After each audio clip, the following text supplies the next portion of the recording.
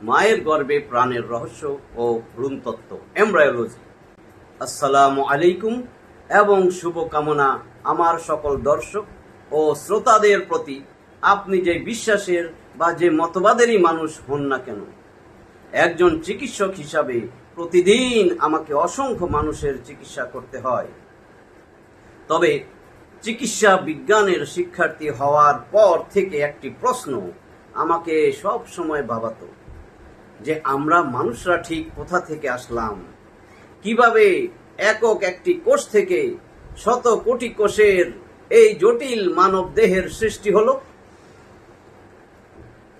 আজকের আধুনিক যুগে দাঁড়িয়ে আমরা ultrasonography, CT scan, high resolution microscope কিংবা এমআরআই দিয়ে মায়ের গর্ভের ভিতরের প্রতিটা মুহূর্ত দেখতে পাই।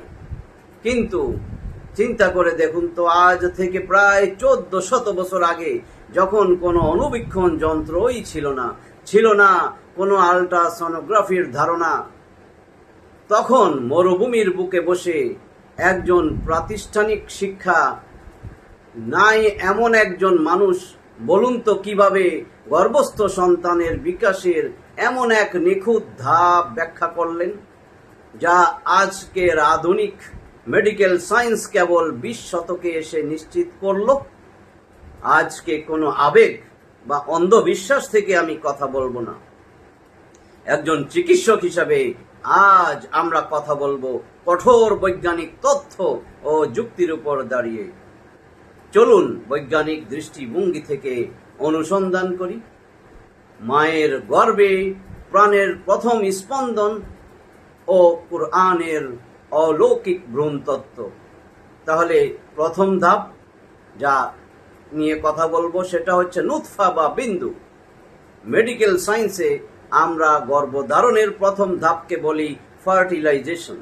পুরুষ ও নারীর মিলনে কোটি কোটি শুক্রাণুর মধ্যে মাত্র একটি শুক্রাণু ডিম্বাণুকে নিষিক্ত করে। আজকে আমরা জানি পুরো বীর্যের তরল নয়, বরং তার অতি ক্ষুদ্র একটা অংশ এই নিষেকটা ঘটায়। এখন আসুন দেখি কুরআন এই বিষয়টাকে কিভাবে বর্ণনা করছে। সূরা আল কিয়ামা 75 নম্বর সূরার 37 নম্বর আয়াতে আল্লাহ বলেন, আউযু বিল্লাহি মিনাশ শাইতানির রাজীম, বিসমিল্লাহির রহমানির রহিম, আলাম ইয়াকুন নুতফাতাম মিন মানিন ইউমনা। অর্থ কি? সে কি স্খলিত বীর্যের একটি ক্ষুদ্র বিন্দু নুতফা ছিল না? লক্ষ্য করুন তো, এখানে আরবি শব্দ কিন্তু নুতফা, এই আরবি শব্দটাই ব্যবহার করা হয়েছে, যার অর্থ হলো অতি ক্ষুদ্র এক ফোঁটা বা জলের কণা। কুরআন কিন্তু পুরো বীর্যের কথা বলেনি, বলেছে বীর্যের একটা ক্ষুদ্রাংশের কথা। শুধু তাই নয়, কুরআন আরো এক ধাপ এগিয়ে সূরা ইনসান 76 নম্বর সূরার 2 নম্বর আয়াতে বলেছে, ইন্না খালাকনাল ইনসানা মিন নুতফাতিন আমশাজ। অর্থ কি? নিশ্চয়ই আমি মানুষকে সৃষ্টি করেছি মিশ্রিত এক ক্ষুদ্র বিন্দু থেকে। আজকে এমব্রায়োলজি বা ভ্রূণতত্ত্ব আমাদের শিখায় এই যে জাইগোট তৈরি হয় দুইটা উপাদানের মিশ্রণে, বাবার শুক্রাণু আর মায়ের ডিম্বাণু। 1400 বছর আগে মিশ্রিত বিন্দু বা নুতফাতিন আমশাজ, এই নুতফাতিন আমশাজ শব্দদ্বয় আধুনিক জাইগোটের অবিকল বর্ণনা দেয়। এবার আসুন তো দ্বিতীয় ধাপ দেখেন, আলাক বা ঝুলে থাকা জমাট রক্ত। এই যে নিষিক্ত হলো, নিষেকের পর জাইগোটটি কিন্তু ডিম্বনালী, যাকে বলি ফ্যালোপিয়ান টিউব, সেই ফ্যালোপিয়ান টিউব অতিক্রম করে জরায়ুর দিকে যাত্রা করে। তারপর জরায়ুর গায়ে এটি এসে গেঁথে যায়। মেডিকেল বিজ্ঞানে এই প্রক্রিয়াকে আমরা বলি ইমপ্লান্টেশন। কুরআন এই ইমপ্লান্টেশনের রূপক কিভাবে দিয়েছে? সূরা আল আলাক 96 নম্বর সূরার 2 নম্বর আয়াতে আল্লাহ বলেন, খালাকাল ইনসানা মিন আলাক। অর্থ কি? তিনি মানুষকে সৃষ্টি করেছেন আলাক থেকে। এই আলাক শব্দটির আরবি ভাষায় 3টি অর্থ রয়েছে, ভালো করে খেয়াল করুন। 1 নম্বর, ঝুলে থাকা বস্তু, এ হ্যাঙ্গিং থিং। 2 নম্বর হচ্ছে জমাট রক্তপিণ্ড, এ ব্লাড ক্লট। আর 3 নম্বরটা হচ্ছে জোঁক, লিচ। একজন চিকিৎসক হিসাবে আমি যখন এই ভ্রূণতত্ত্বের টেক্সট বুকগুলো খুলে 7 থেকে 24 দিনের একটি ভ্রূণের ছবি দেখি, আমি তো স্তব্ধ হয়ে যাই। প্রথমত, ভ্রূণটি জরায়ুর ভিতরের দেওয়ালে একদম জোঁকের মতন আটকে থাকে, এবং জোঁক যেমন মানুষের শরীর থেকে রক্ত চুষে বেঁচে থাকে, এই ভ্রূণটিও জরায়ু থেকে রক্ত ও পুষ্টি চুষে নেয়। দ্বিতীয়টা কি? আপনি যদি অণুবীক্ষণ যন্ত্রে এই সময়ের ভ্রূণকে দেখেন, তা দেখতে অবিকল একটি জমাট রক্তের টুকরোর মতন মনে হবে যেন জমাট বাঁধা রক্ত। এবার আসুন তৃতীয়ত, এই সময় ভ্রূণটি জরায়ুর সাথে আম্বিলিকাল কর্ডের মাধ্যমে ঝুলে থাকে। চিন্তা করুন তো, এমন একটি শব্দ আলাক, যা আধুনিক অণুবীক্ষণ যন্ত্রে দেখা ভ্রূণের চেহারা ও কাজকে 100% নিখুঁতভাবে প্রকাশ করে। সেই যুগে অণুবীক্ষণ যন্ত্র ছাড়া এটা জানা কি কোনো মানুষের পক্ষে সম্ভব ছিল? আসুন এবার তৃতীয় ধাপে গিয়ে দেখি মুদগাহ বা চিবানো মাংসের টুকরো। গর্ভধারণের ঠিক 4র্থ সপ্তাহে ভ্রূণটির একটি অদ্ভুত পরিবর্তন ঘটে। মেডিকেল সায়েন্সের ভাষায় এই সময় ভ্রূণের পিঠের দিকে কিছু বিশেষ টিস্যু তৈরি হয়, যাকে বলা হয় সোমাইটস। পিঠের দিকে তৈরি হয়। এই সোমাইটস থেকেই কিন্তু পরবর্তীতে আমাদের মেরুদণ্ড ও মাংসপেশি তৈরি হয়। আপনি যদি 25 থেকে 28 দিনের একটি ভ্রূণের প্লাস্টিক মডেল বা অণুবীক্ষণ যন্ত্রের ছবি দেখেন, তবে দেখবেন ভ্রূণটির গায়ে সোমাইটসগুলো ঠিক এমনভাবে খাঁজ কেটে কেটে সাজানো, যেন কেউ একখণ্ড চুইংগাম বা মাংস মুখে নিয়ে দাঁত দিয়ে কামড় দিয়েছে এবং তাতে দাঁতের ছাপ বসে গেছে। কুরআন এই ধাপটিকে চমৎকার একটা শব্দের মাধ্যমে প্রকাশ করেছে। সেটা কি? মুদগাহ।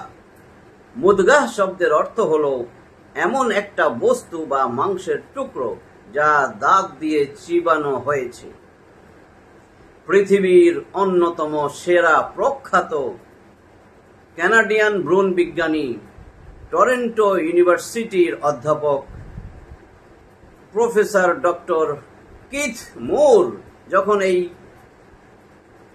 কুরআনের বর্ণনার মুখোমুখি হলেন, তিনি তো অবাক হয়ে বলেছিলেন, আধুনিক অণুবীক্ষণ যন্ত্র আবিষ্কারের আগে মানুষ কিভাবে জানল যে এই বয়সের ভ্রূণ দেখতে চিবানো মাংসের মতো হয়?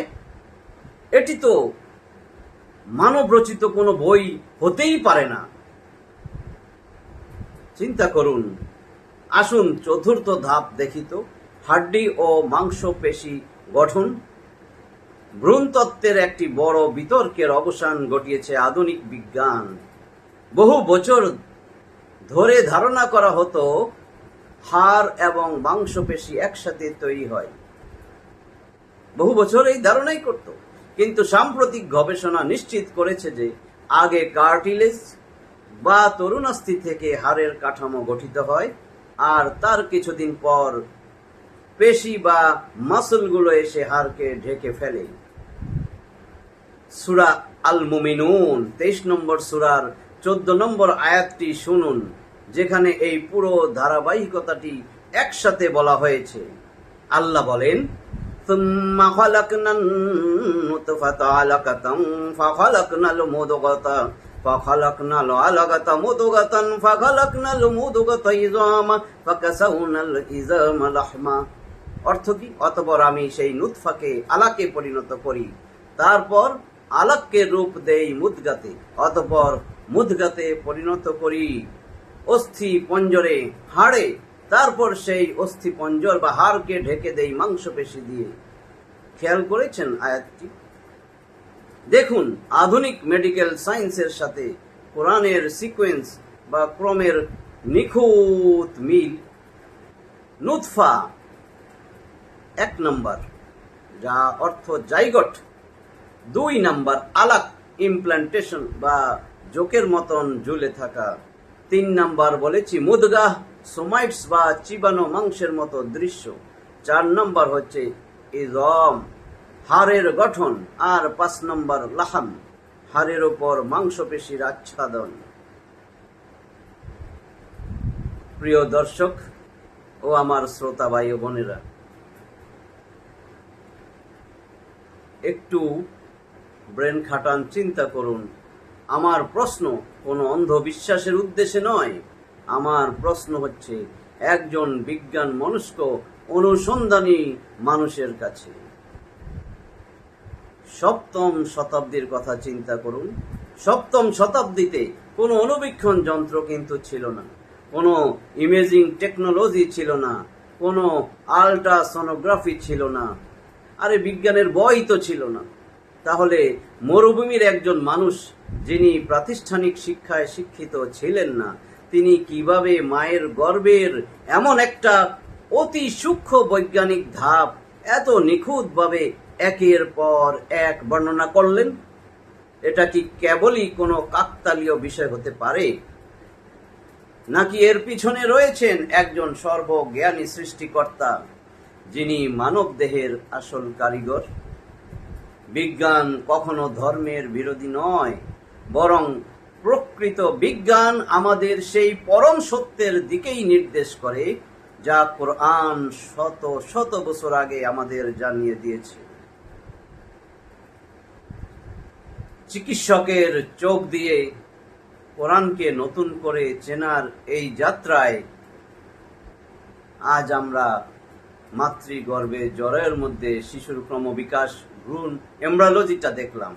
আগামী পর্বে আমরা আলোচনা করব আমাদের মস্তিষ্কের সেই অংশটি নিয়ে, যা আমাদের সিদ্ধান্ত নিতে এবং মিথ্যা বলতে বাধ্য করে, এবং দেখব কোরআন এই বিষয়ে 1400 বছর আগে কি বলেছিল। ততদিন পর্যন্ত সুস্থ থাকুন, সত্যকে সন্ধান করুন এবং ভাবুন। ধন্যবাদ।